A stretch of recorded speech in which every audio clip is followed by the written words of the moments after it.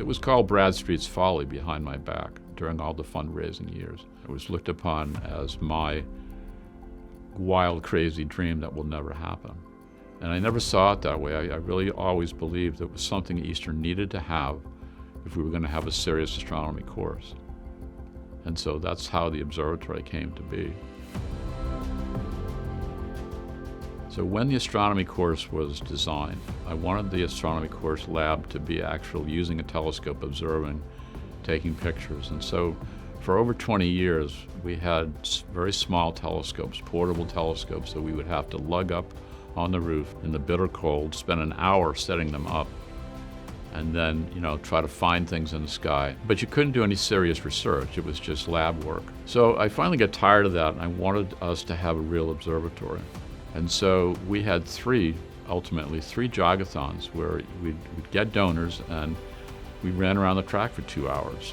And we actually raised $40,000 in 3 jogathons. Now, that may not sound like a lot of money now, but that was a lot of money in the late 80s, early 90s.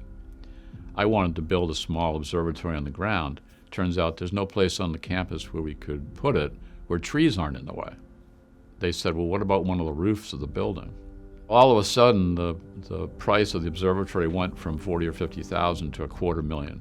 And so we worked about 8 or 9 years, and eventually, through a lot of ups and downs, we finally started getting some grants in, and finally we raised, after some horrendous times, $450,000, which was more than enough to build the observatory and to equip it as well as it's equipped. It was built then in the summer of '96. Any clear night, we're up using usually both scopes, either doing lab work or actual research, observing stars, binary stars that have not been studied before, preparing the material for publication.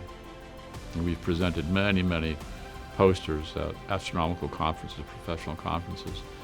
And the undergrad students, they don't have to be science majors. I can teach anybody how to run a telescope. And so there's lots of people who had publications when they graduated, some of which ended up helping them get into med school or vet school.